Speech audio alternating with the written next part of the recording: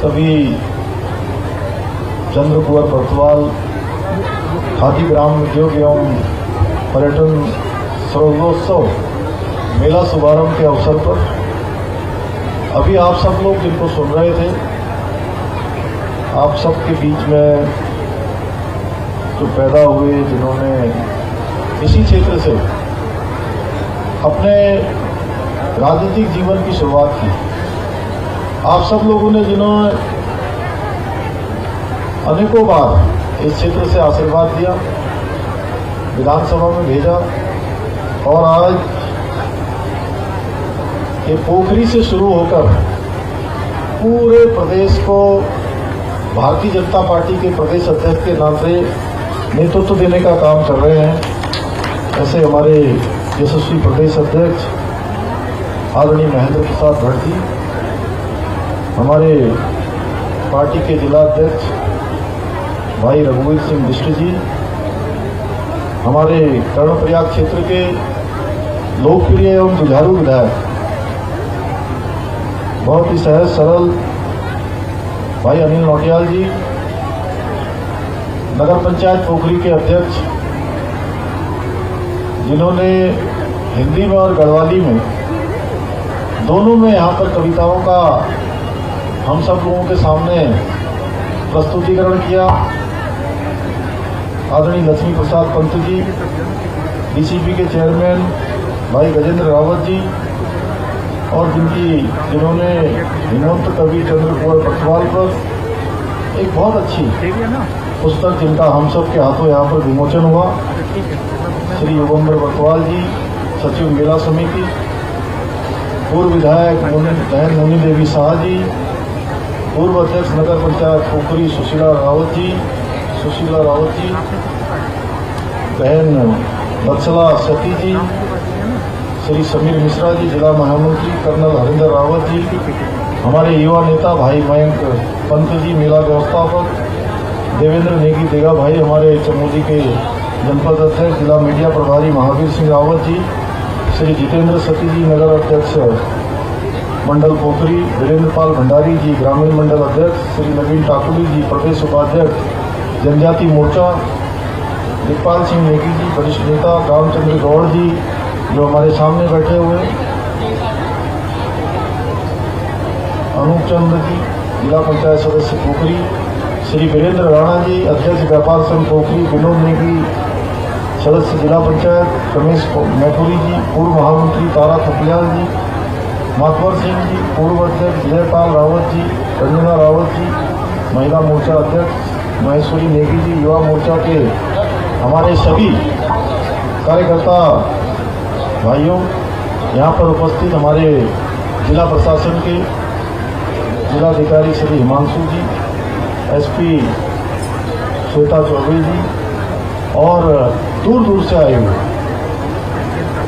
सभी मेरे बड़े बुजुर्ग, सभी उपस्थित माताएं, बहनें, हमारे पूर्व सैनिक संगठन के सभी सदस्य, पूर्व सैनिक, और जिन बच्चों के द्वारा यहाँ पर बहुत सुंदर यहाँ पर हम सब का स्वागत किया गया, मेरे प्रिय छात्राएं, बहनें, उपस्थित छात्रों, नौजवान साथियों, पत्रकार मित्रों एवं छायाकार बंधुओं, मैं सबसे पहले तो बद्रीनाथ जी और नागनाथ पोखरी मंदिर के नाग देवता को यहाँ पर कोटि कोटि नमन करता हूँ कि आज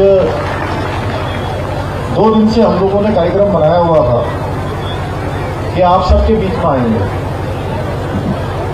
और अचानक आज प्रातःकाल मौसम विभाग ने बताया कि मौसम ठीक नहीं है, मौसम खराब हो गया है, और वहाँ पोखरी के आसपास चारे काड़ों में, काड़े को जानते होंगे सब, इन ढाड़े काड़ों में सब जगह बादल लग गए हैं, और उधर कहते हैं हौला लग गया। क्या कहते हैं हौले?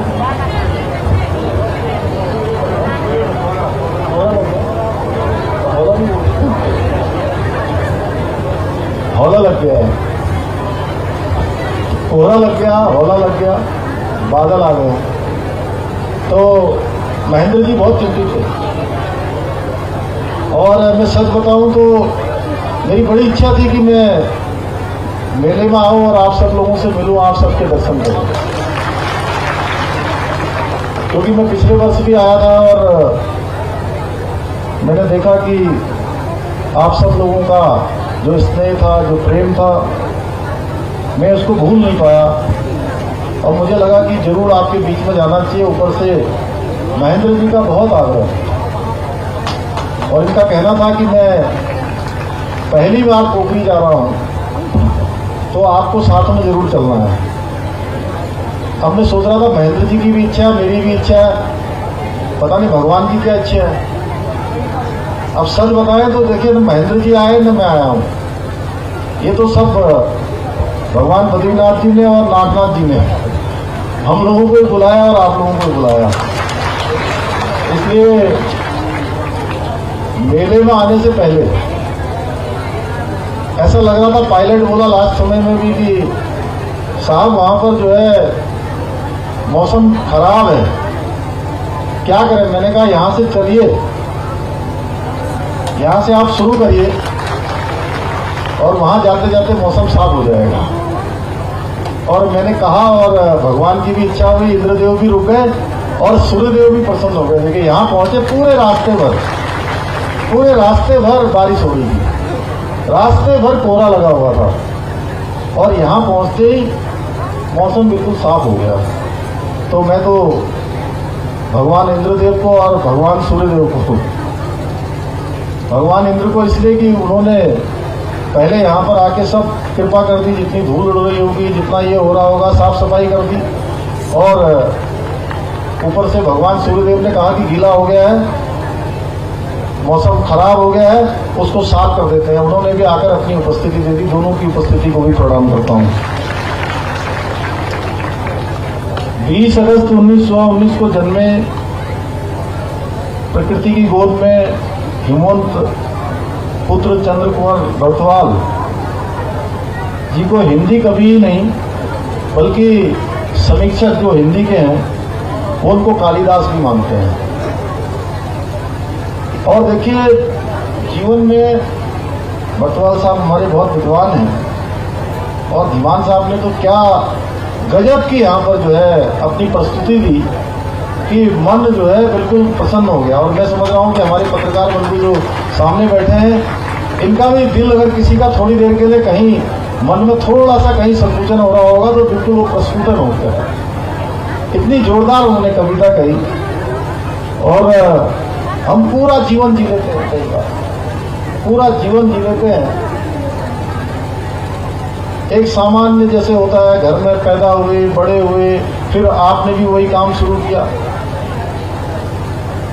आए और जीवन में चले गए, कोई याद नहीं करता है, कोई नाम नहीं लेता है।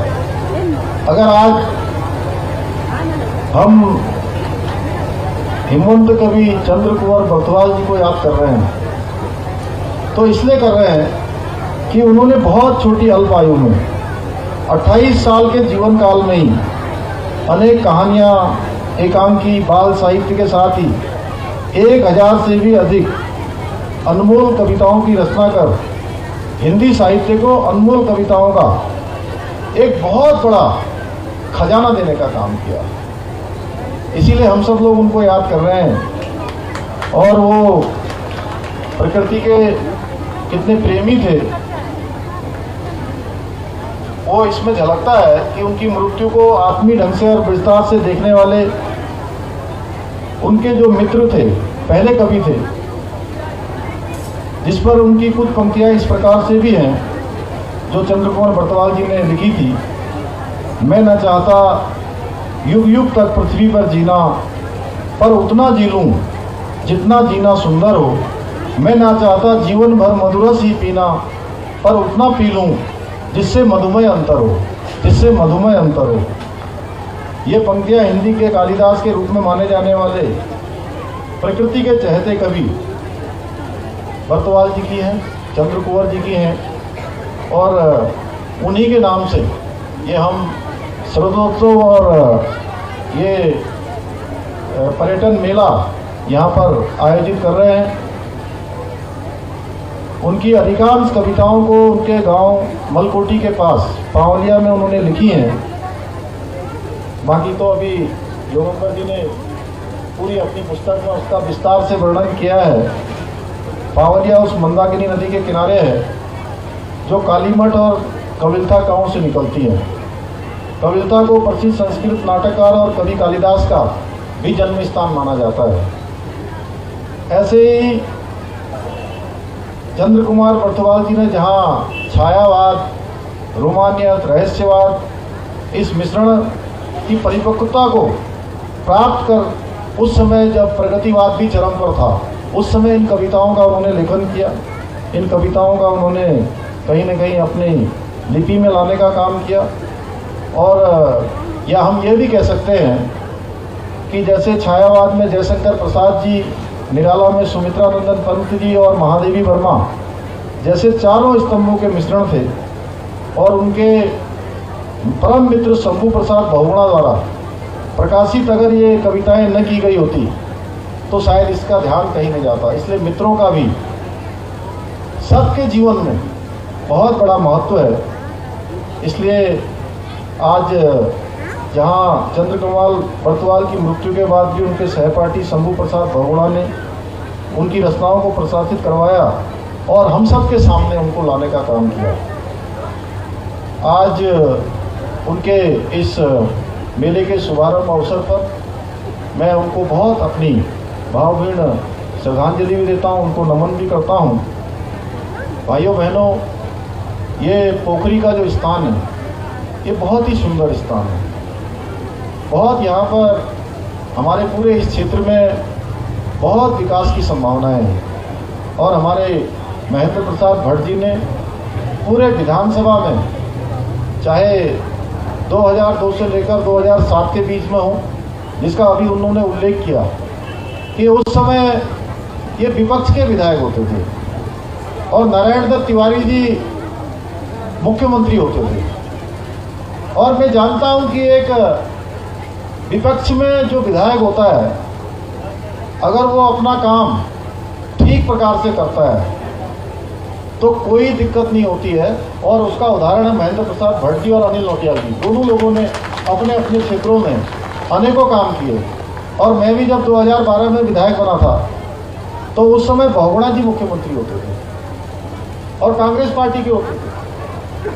अनेकों ऐसे संस्थान, ऐसे सड़कों के काम, पेयजल के काम, बिजली के काम, स्कूलों के काम, अस्पतालों के काम, तमाम काम हम लोगों ने उस समय स्वीकृत करवाए, तमाम कामों को आगे बढ़ाया। ये होता है कि विधायक को केवल अपने क्षेत्र की चिंता है या केवल राजनीति करनी है। अगर राजनीति करनी है तो राजनीति का क्षेत्र असीमित है, जितनी चाहे उतनी करिए। और भाइयों बहनों, हमारे लिए राजनीति पहले नहीं है, हमारे लिए उत्तराखंड राज्य का विकास पहले है और हमारी प्राथमिकता भी जो है विकास है। और हमने कभी भी इसको पार्टी लाइन पर नहीं देखा है। आज अनेकों विधायक दूसरी पार्टियों के आते हैं, भले ही वो राजनीतिक रूप से हमारे आमने सामने, लेकिन विकास के मामले में मैंने कहा, अभी मैं एक टेलीविज़न पर गया था, टेलीविज़न पर मुझसे पूछा कि आप किस क्षेत्र को ज़्यादा आदर्श बनाना चाहते हैं, किस क्षेत्र को विकास बनाना चाहते हैं, किस क्षेत्र को आगे ले जाना चाहते हैं। मैंने कहा भाई, अगर मैं प्रदेश का मुख्य सेवक हूँ और मात्र हमारा 13 जिलों का प्रदेश है, 13 जिलों के प्रदेश में कोई भी स्थान पीछे छूट जाएगा तो पूरे प्रदेश का समग्र विकास नहीं होगा। इसलिए हर क्षेत्र का विकास होना चाहिए। 2017 से लेकर 22 तक इस क्षेत्र में अनेकों कार्य हुए, अनेकों कामों को आगे बढ़ाया गया, अनेकों कामों की शुरुआत की गई है, अनेकों कामों के शिलान्यास हुए हैं और अनेकों कामों के अभी लोकार्पण होने बाकी हैं। मैं आपको विश्वास दिलाना चाहता हूं कि इस क्षेत्र में जो भी काम शुरू हुए हैं, उन सारे कामों का हम लोग जो है, जिनका शिलान्यास महेंद्र प्रसाद भट्ट जी ने किया है, उन सब का हम लोकार्पण भी करेंगे, सभी कामों को पूरा करेंगे। हमारी सरकार की नीति और नियत दोनों स्पष्ट है, क्योंकि हम आज ऐसे नेता के नेतृत्व में काम कर रहे हैं जो केवल उत्तराखंड नहीं, भारतवर्ष नहीं, बल्कि पूरे विश्व के अंदर अगर आज सबसे ज्यादा मान्यता किसी की है, सबसे ज्यादा लोकप्रिय कोई नेता है, तो हमारे देश के प्रधानमंत्री आदरणीय मोदी जी हैं। भाइयों बहनों, उन्होंने भारत का मान सम्मान पूरी दुनिया के अंदर बढ़ाने का काम किया है। आप याद करिए 2014 से पहले का भारत कैसा भारत हुआ करता था। 2014 से पहले का भारत, उसकी गिनती होने लगी थी। दुबक के रहने वाला भारत, पिछलग्गू भारत, दब्बू भारत, निराशा का चारों ओर भाव, अंधकार का भाव, उस भाव को उजाले की ओर ले जाने का काम, उस भाव को आशा में बदलने का काम, उस भाव को एक उत्साह में बदलने का काम किसी ने किया है तो हमारे देश के प्रधानमंत्री मोदी जी ने किया है। भाइयों बहनों, आज पूरी दुनिया के अंदर भारत का मान सम्मान और स्वाभिमान बढ़ा है, भारत की पहचान बढ़ी है। पहले देश के प्रधानमंत्री दूसरे देशों में जाते थे तो पता भी नहीं लगता था कि कौन से प्रधानमंत्री गए हैं, कब आए हैं और कब चले गए हैं। आज आप देखते होंगे, अगर हमारे प्रधानमंत्री मोदी जी अमेरिका जाते हैं तो पूरा अमेरिका उनके स्वागत के लिए खड़ा होता है। यूरोप में जाते हैं तो पूरा यूरोप खड़ा होता है। ऑस्ट्रेलिया जाते हैं तो ऑस्ट्रेलिया पूरा का पूरा खड़ा होता है। और आज दुनिया के अंदर कोई संकट आता है, दुनिया के अंदर अगर कोई ऐसी स्थिति होती है कि जहां सामंजस्य नहीं हो पाता है, उस पर भी लोग भारत की ओर टकटकी लगाकर देखते हैं कि भारत का नेतृत्व तो क्या करने वाला है, भारत की सरकार क्या करने वाली है, मोदी जी क्या करने वाले हैं। भाइयों बहनों, इसका उदाहरण अभी हम लोगों ने देखा, इसका उदाहरण अभी हमने देखा। रूस और यूक्रेन का युद्ध हुआ, पूरी दुनिया देख रही थी कि भारत का क्या रुख होगा। और तो और जो हमारे बेटे थे, बेटियां थी, हमारे उत्तराखंड के भी बहुत बच्चे थे जो वहां पर पढ़ रहे थे। 2000 के लगभग बच्चे हमारे भी थे जो मेडिकल कॉलेजों में, अन्य कॉलेजों में, बहुत सारे प्रोफेशनल कोर्सों में, जिन्होंने यूक्रेन के अंदर अपनी पढ़ाई जारी करी हुई थी। उनको जब वापस आना था तो बहुत विषम स्थिति थी। उनके माता पिता मिलते थे, उनके घर के बड़े बुजुर्ग मिलते थे, लगातार पूछते थे कि कैसे हमारे बच्चे वापस आएंगे। मैं उनसे हमेशा कहता था, आप लोग चिंता मत करिए, हम लोग आदरणीय मोदी जी से बात कर रहे हैं और जल्दी ही सारे बच्चे वापस आ जाएंगे। भाइयों बहनों, हो सकता है हमारे चमोली जिले के भी बहुत बच्चे होंगे, हर जिले के बच्चे थे। और जब उन बच्चों को वापस लाया जाने लगा तो भारत के बच्चों ने तो तिरंगा हाथ में पकड़ा और तिरंगा लेकर वो सारे के सारे बच्चे यूक्रेन की सीमा से बाहर आ गए।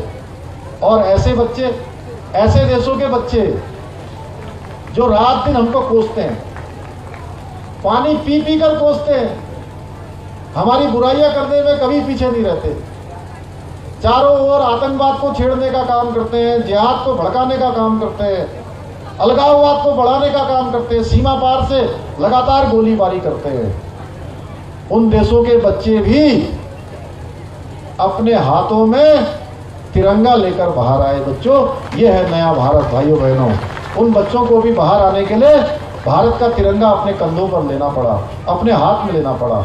यह है नया भारत। और मैं, हमारे संचालक जी कह रहे थे, मैं एक सैनिक का बेटा हूं और मैंने बचपन से देखा है कि जब लड़ाई लगती थी, पाकिस्तान की लड़ाई लगती थी, आतंकवाद की लड़ाई लड़ती थी, श्रीलंका में ऑपरेशन शांति सोना वहां भेजी जाती थी, मैंने उन सबको नजदीक से देखा है। सियाचिन की -40 डिग्री तापमान पर ऑपरेशन मेघदूत चलाया जाता था, मैं उनको सुनता रहता था, देखता रहता था, बचपन से मैंने देखा है। और जैसे ही लड़ाई लगती थी, मन में जो है ये होता था, पता नहीं क्या होने वाला है। लेकिन फिर भी पाकिस्तान के खिलाफ लड़ाई हो या आतंकवाद के खिलाफ लड़ाई हो, तो हमको लगता था कि हमारी सेना इस पर विजय प्राप्त करेगी, हम लोग जीतेंगे, क्योंकि भारत की सेना का इतिहास वीरता और शौर्य का रहा है। भारत की सेना ने हमेशा ही ऐसे काम किए हैं कि वो दुनिया की सबसे शक्तिशाली सेनाओं में से एक सेना है। लेकिन उसके बावजूद भी हमारा यही चीन का बॉर्डर है आसपास, यही मलारी क्षेत्र में अभी पिछले दिनों 14 अगस्त को मलारी आया था। तो जब उसके साथ लड़ाई की बात आती थी तो मन में थोड़ा संदेह हो जाता था कि लड़ाई लगेगी तो क्या होगा। भाइयों बहनों, लेकिन इस बार जो गलवान के अंदर घटना होती है, हमारे देश के 20 रणबांकुरों ने अपनी शहादत दी, लेकिन हमेशा के लिए एक इतिहास बना दिया कि कोई भारत की ओर आंख उठाकर भी देखेगा तो उसको नेस्तनाबूद कर दिया जाएगा। क्योंकि आज भारत की सेना पहले भी मजबूत थी, भारत की सेना पहले भी शक्तिशाली थी, लेकिन नेतृत्व तो कमजोर था। आज सेना जहां मजबूत है वहीं नेतृत्व भी मजबूत है। वहीं मोदी जी के नेतृत्व में उन्होंने, मोदी जी ने स्वयं सियाचिन की घाटी पर जाकर देश के सैनिकों को नेतृत्व देने का काम किया है। आज कोई ऐसा क्षेत्र नहीं है जिस क्षेत्र में हम नेतृत्व करने की स्थिति में ना हो। आज भारतवर्ष हर क्षेत्र में नेतृत्व कर रहा है। आज भारत दुनिया का नेतृत्व करने वाले देशों में आगे आ चुका है। भारत की पहचान आज जहां एक समर्थ भारत के रूप में हो रही है, एक शक्तिशाली भारत के रूप में हो रही है, वहीं एक समरस भारत के रूप में भी भारत की पहचान हो रही है। और भारत एक ऐसा भारत बनते जा रहा है जो दुनिया का नेतृत्व करने वाले भारत के रूप में दुनिया के सामने आ रहा है। भाइयों बहनों, ये 8 साल में ये भारत बनाने का काम किसी ने किया है तो हमारे देश के प्रधानमंत्री मोदी जी ने किया है। अभी अभी हमने देखा कोरोना की महामारी आई। कोरोना की महामारी के समय में पूरी दुनिया यह सोचने लगी थी कि भारत के अंदर अगर ये महामारी आएगी तो भारत दुनिया के लिए जिम्मेदारी बन जाएगा। भारत के अंदर इतना तहस नहस हो जाएगा, इतना नुकसान हो जाएगा कि भारत को संभलना मुश्किल हो जाएगा। क्योंकि हमारे यहाँ तो कोई छोटा सा नामकरण भी होता है, नामकरण भी होता है, तो नामकरण के संस्कार में भी सैकड़ों लोगों का जुटना सामान्य बात होती है। कोई किसी का हम जन्मदिन मनाते हैं, किसी बच्चे का, बेटी का, बेटे का, उसमें भी बड़ी संख्या आ जाती है। और इतनी बड़ी जनसंख्या का देश कैसे संभलेगा? भाइयों बहनों, जहां देश संभला ही नहीं, अपने पैरों पर मजबूती से खड़ा ही रहा, बल्कि देश के अंदर सारे विकास के काम भी होते रहे। वही लोग कह रहे थे, हमारे बड़े बुजुर्ग जानते होंगे, जब देश के अंदर पोलियो आया था तो पोलियो की जो दवा है, पोलियो की जो खुराक है, उस खुराक को लाने के लिए 1.5 दशक बीत गया, 15 साल बीत गए, लेकिन पोलियो की दवा नहीं आ पाई। वहीं लोग अंदाजा लगा रहे थे कि 10 साल 15 साल बाद ये वैक्सीन आएगी और 15 साल बाद भारत किस स्थिति में पहुंच जाएगा, कितने लोग हमारे बीच में से चले जाएंगे, कोई बचेगा भी कि नहीं बचेगा, इस बात की कल्पना हो रही थी। मैं इस देवभूमि उत्तराखंड की तरफ से, आप सब लोगों की तरफ से हमारे देश के प्रधानमंत्री मोदी जी का धन्यवाद करना चाहता हूं कि उन्होंने 1 साल के अंदर एक नहीं 2 वैक्सीन लाने का काम किया। हमारे वैज्ञानिकों के साथ मिलकर रात दिन अनुसंधान को जारी रखा और 2 स्वदेशी वैक्सीन लाने का काम किया। एक वैक्सीन मुफ्त में लगाई गई, दूसरी वैक्सीन मुफ्त में लगाई गई और तीसरी वैक्सीन भी बूस्टर डोज के रूप में सबको मुफ्त में लगाई जा रही है भाइयों बहनों। और इतना ही नहीं, जहां एक तरफ दुनिया के दूसरे देश अपने यहाँ अनुसंधान कर रहे हैं, अपने यहाँ प्रयोगशाला में दूसरे देशों को नुकसान करने के लिए, दुनिया को नुकसान करने के लिए, मानव जाति का नुकसान करने के लिए जहां कोरोना का आविष्कार कर रहे हैं, वहीं भारत की सरकार मोदी जी के नेतृत्व में अपने देश में स्वदेशी वैक्सीन बना रही है और स्वदेशी वैक्सीन अपने देश के अलावा दुनिया के दूसरे देशों को भी देने का काम कर रही है। दुनिया के 20 से भी अधिक देशों को ऐसे कठिन समय में भारत की सरकार ने वैक्सीन उपलब्ध करवाने का काम किया। क्योंकि हम मानते हैं, हमारी ये संस्कृति है, हमारे यहाँ ये धर्म है। हम कहते हैं कि अयम निजम परोवेति गणना लघु चेतसाम उदार चरित्रा नाम वैसुधैवम तु कुटुंबकम। यानी कि ये तेरा है, ये मेरा है, ये छोटा है, ये बड़ा है, ऐसी बातें वो लोग करते हैं जिनका चरित्र छोटा होता है, जिनके दिल छोटे होते हैं। हमारी ये भारत भूमि जो पूरी दुनिया को एक संस्कृति देने का काम, पूरी दुनिया को मानवता देने का काम किसी भूमि की संस्कृति है तो भारत की भूमि की संस्कृति है। और इसी भूमि को साक्षात रूप से कोरोना की महामारी के दौरान हमारे देश के प्रधानमंत्री मोदी जी ने दुनिया के सामने लाने का काम किया है भाइयों बहनों। और इतना ही नहीं, जहां वैक्सीन मुफ्त में लगाई गई, कोई यहां पर ऐसा बैठा है जिसकी आयु 18 साल से ज्यादा हो और उसको वैक्सीन न लगी हो? सभी को लग गई, सबको टीका लग गया था। जरा हाथ खड़ा कर दीजिए, कितने लोगों को लगा? आप लोगों को नहीं लगा? सबको लग गया। हिमांशु यहां तो सबको लग गया होगा, कोई नहीं छूटा। और दूसरी तरफ जहां टीका दिया, जहां वैक्सीन लगाई, वहीं वैक्सीन के साथ साथ ऐसे गरीब लोग जो मजदूरी करते थे, छोटा काम करते थे, कहीं दूसरे प्रदेशों में काम करते थे, सबकी नौकरी छूट गई, कारखाने बंद हो गए, काम बंद हो गया, छोटी दुकान बंद हो गई, रिक्शा चलाने वाले का रिक्शा बंद हो गया, ठेला लगाने वाले का ठेला बंद हो गया, मजदूरी करने वाले की मजदूरी बंद हो गई। ऐसे समय में भी मोदी जी ने कहा कि किसी के घर का चूल्हा नहीं बुझेगा, कोई भूखे पेट नहीं सोएगा। और भाइयों बहनों, उन्होंने गरीब कल्याण अन्न योजना चलाई। मार्च 2020 से गरीब कल्याण योजना चलाकर प्रत्येक व्यक्ति को 5 किलो राशन प्रति यूनिट के हिसाब से देने का काम तब से शुरू होकर आज तक भी चल रहा है। माननीय प्रधानमंत्री मोदी जी ने केवल प्रधानमंत्री के रूप में नहीं, बल्कि घर के एक संरक्षक के नाते, एक अभिभावक के नाते, जैसे माता पिता अपने बच्चे की चिंता करते हैं, वैसे ही उन्होंने देश के हर नागरिक की चिंता का जिम्मा अपने हाथ में लिया और किसी को भूखे नहीं रहने दिया, किसी के घर का चूल्हा बंद नहीं होने दिया। भाइयों बहनों, ऐसे अनेकों कार्य माननीय प्रधानमंत्री मोदी जी के नेतृत्व में हो रहे हैं। और इन 8 सालों में देश की कार्य संस्कृति बदली है, देश के अंदर एक कार्य व्यवहार बदला है।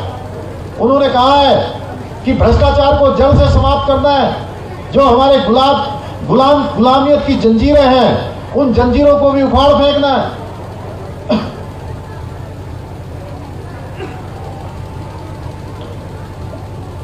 उन्होंने लाल किले की प्राचीर से कहा कि भ्रष्टाचार हमारे यहां दीमक की तरह लग गया है, उसको जड़ से उखाड़ कर फेंकना है। भाइयों बहनों, हमने यहां के नौजवानों के हित में ये भर्ती जो घोटाला अभी आपके सामने आ रहा है, ये भर्ती घोटाला कोई 1 साल का 2 साल का नहीं है भाइयों बहनों।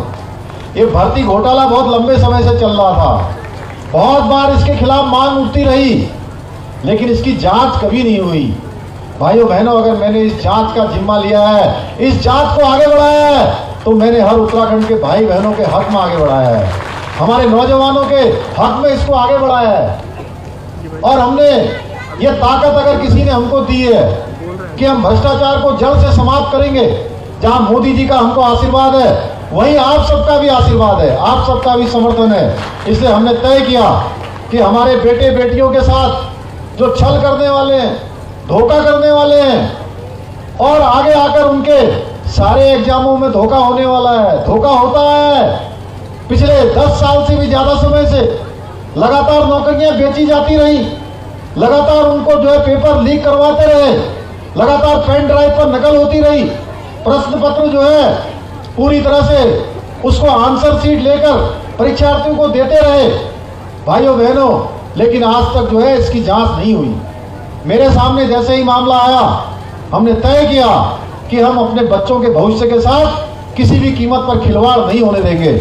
आने वाले समय में एक ऐसी योजना बनाएंगे, इसको इतना प्रूव करेंगे हर प्रकार से, इस प्रकार से इसकी व्यवस्था करेंगे कि हमारे बच्चे जो योग्य होंगे, जिनके अंदर क्षमता होगी, योग्यता होगी, उनको अब किसी की सिफारिश की जरूरत नहीं पड़ेगी, सिफारिश सारी बंद हो जाएगी।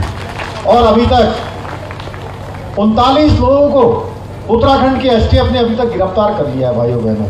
आज तक कोई घोटाला इतना बड़ा नहीं होगा जिसमें 39 लोगों की गिरफ्तारी हुई होगी। पहली बार 39 लोगों की गिरफ्तारी हुई है। और हमने कहा है कि जब तक एक एक व्यक्ति जो इस घोटाले में संलिप्त है, जब तक वो जेल के अंदर नहीं जाएगा, सलाखों के अंदर नहीं जाएगा, तब तक हम इस जांच को बंद करने वाले नहीं हैं। और इतना ही नहीं, हमने कहा है, हमने सारे ऑप्शन भी खोल रखे। मेरे पास नौजवान युवा आए थे, आज भी आए थे कि महेंद्र जी और हम आ रहे थे, जो लोग इस आंदोलन को चला रहे हैं। हमने कहा आप कहते हो हम कोई सी भी जांच करने को तैयार हैं, हम हर जांच करने को तैयार हैं, लेकिन हमारे लिए सबसे पहले अगर सबसे बड़ी बात है, सबसे महत्वपूर्ण कोई चीज है तो हमारे नौजवानों का हित है। और नौजवान भाइयों बहनों का जिनको परीक्षाओं में भाग लेना है, उनकी परीक्षाओं में एक दिन का भी विलंब न हो, इसलिए हमने मंत्रिमंडल में ये निर्णय किया कि जो अभी हमारी 7,000 भर्तियां जो खाली हैं, उनमें एक दिन की भी देरी नहीं होगी, उन सबको हम लोक सेवा आयोग से करवाएंगे। और हमने इसका निर्णय कर दिया भाइयों बहनों। इतना ही नहीं, इसके बाद 12,000 भर्तियां और आने वाली हैं। वो 12,000 भर्तियां भी हम एक दिन रुके बिना उन परीक्षाओं को भी संपन्न करवाएंगे। इसका कैलेंडर एक हफ्ते के अंदर जारी होने वाला है। कैलेंडर जारी होगा, अक्टूबर माह में इसके विज्ञापन निकलेंगे और दिसंबर माह में इन परीक्षाओं को संपन्न करवाएंगे। हम चाहते हैं कि हमारे भाई बहनों का, हमारे बेटे बेटियों का एक दिन का भी नुकसान ना हो। हमारे लिए सबसे बड़ी प्राथमिकता है। भाइयों बहनों, जहां उत्तराखंड राज्य के अंदर हम लोग अनेकों योजनाएं चला रहे हैं। आज अभी बाबा केदार की भूमि पर माननीय प्रधानमंत्री जी आए थे। पिछले साल जब वो आए थे, उन्होंने कहा था कि 21वीं सदी का ये तीसरा दशक ये उत्तराखंड का दशक होगा, और उसकी शुरुआत हो गई है। इस बार जितने भी हमारे 4 धामों में जितने भी यात्री आए हैं, श्रद्धालु आए हैं, वो सारे रिकॉर्ड टूट गए। 31 लाख का आंकड़ा पार हो गया है, रजिस्टर्ड 31 लाख का आंकड़ा पार हो गया है, जो अपने आप में प्रधानमंत्री जी की जो मुंह से निकली हुई शिववाणी थी, वो साक्षात धरातल पर आ रही है। भाइयों बहनों, ऐसे ही कांवड़ यात्रा हुई। कांवड़ यात्रा में भी 4 करोड़ से ज्यादा की संख्या यहाँ पर आ गई है। मैं आप सबसे कहना चाहता हूँ कि हम लोगों का एकमात्र लक्ष्य है कि माननीय प्रधानमंत्री मोदी जी के नेतृत्व और मार्गदर्शन में उत्तराखंड को हिंदुस्तान का श्रेष्ठ राज्य बनाना है। उसके लिए हम लोग लगातार प्रयत्न कर रहे हैं, लगातार काम कर रहे हैं। अभी हमने नई सरकार के गठन होते ही जहां समान नागरिक संहिता को लेकर हमने कमेटी का गठन कर दिया है। हमारी कमेटी उस पर काम कर रही है। 5 सदस्यीय कमेटी ने जनता से संवाद भी शुरू कर दिया है। अभी सिलेंडर की बात कर रहे थे पंडित जी, हमारे नगर पंचायत के अध्यक्ष जी। हम लोगों ने चुनाव से पहले कहा था कि जो हमारे अंत्योदय के बीपीएल के कार्ड धारक हैं, उन सभी परिवारों को हमने चुनाव में कोई घोषणा नहीं करी थी, हमने संकल्प लिया था और हम सब संकल्पों को पूरा करने की दिशा में आगे बढ़ रहे हैं। हमने कहा कि 3 सिलेंडर हम साल में मुफ्त में देंगे।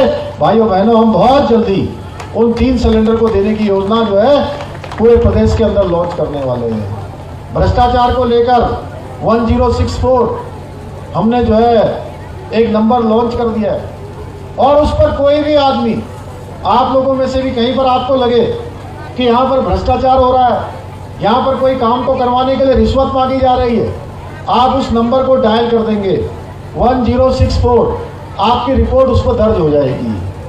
और आपकी रिपोर्ट दर्ज ही नहीं होगी, उस पर कार्रवाई भी हो जाएगी, लेकिन ये बताया नहीं जाएगा कि रिपोर्ट करने वाला कौन है, उसको गोपनीय रखा जाएगा। हम उत्तराखंड की विजिलेंस को भी मजबूत कर रहे हैं। हमारे यहाँ की जमीनों को खुर्द-बुर्द न हो, तमाम डेमोग्राफिक चेंज हो रहा है। इसी जिले में, हमारे पिथौरागढ़ जिले में धारचूला तक लगातार जनसंख्या का घनत्व बढ़ रहा है, लगातार आबादी का असंतुलन बढ़ रहा है। भाइयों बहनों, उसके लिए हमने तय किया है कि हम यहाँ एक ड्राइव चलाएंगे, एक सर्वे करवाएंगे, और सर्वे के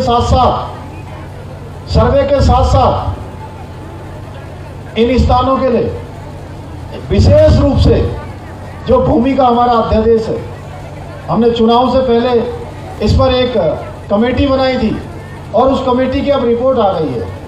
हम उसका अध्ययन कर रहे हैं, परीक्षण कर रहे हैं, और उत्तराखंड राज्य के हित में जो भी होगा, यहाँ पर हम उसको खुर्द-बुर्द जमीनों को नहीं होने देंगे, और जल्दी ही हम उस भू अध्यादेश को भी लाएंगे। उत्तराखंड राज्य के हित में, उत्तराखंड के नौजवानों के हित में, उत्तराखंड के आने वाली पीढ़ी के हित में ऐसे अनेकों कार्य हम लोग कर रहे हैं। भाइयों बहनों, हमारा लक्ष्य है कि 2025 में हम भारत के श्रेष्ठ राज्यों में हमारी गिनती हो, क्योंकि जब उत्तराखंड 25 साल का होगा उस समय हमारा पर्यटन का क्षेत्र हो, शिक्षा का क्षेत्र हो, चिकित्सा का क्षेत्र हो, हाइड्रो और माइक्रो हाइड्रो का क्षेत्र हो, इन सारे क्षेत्रों में हम हिंदुस्तान के श्रेष्ठ राज्यों में शामिल हों। उसके लिए हम लगातार काम कर रहे हैं। मैं आज के अवसर पर, चूंकि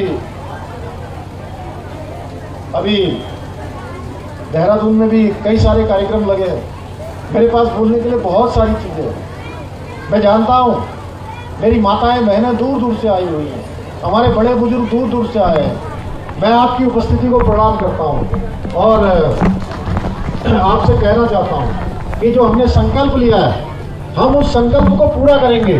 और ये संकल्प हमारा विकल्प रहित है, उसमें कोई विकल्प नहीं है।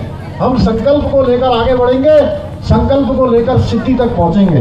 भाइयों बहनों, आज के अवसर पर हमारे लक्ष्मी प्रसाद पंत जी ने बहुत सारी बातें यहाँ पर रखी हैं। मैं इनका ये ज्ञापन अपने साथ ले जा रहा हूँ। पिछली बार भी हमने कुछ घोषणाएं करी थी, उन पर काम चल रहा है। और इन्होंने कहा है पोखरी नगर में सीसी टाइल्स मार्गों का निर्माण होना है। मैं इसकी घोषणा करता हूं कि यहाँ पर सीसी टाइल्स के मार्गों की घोषणा की जाएगी, साथ में सोलर लाइट लगाई जाएगी। यहाँ पर मिनी स्टेडियम जो हमारे बच्चों के लिए बन रहा है, उस मिनी स्टेडियम का जो अवशेष कार्य है उसके लिए जो धनराशि होगी उसको स्वीकृत किया जाएगा, उसको जारी किया जाएगा। साथ ही जो पुष्करेश्वर महादेव मंदिर से पोखरी तलाव तक जाने वाली सिंचाई विभाग का नाला है, वह भी निर्माण किया जाएगा। और विवेकाधीन कोष से इस मेले को 5 लाख रुपए की धनराशि भी यहाँ पर दी जाएगी। आज के अवसर पर मैं आप सभी का धन्यवाद करते हुए अपनी वाणी को विराम देता हूँ। बहुत बहुत धन्यवाद।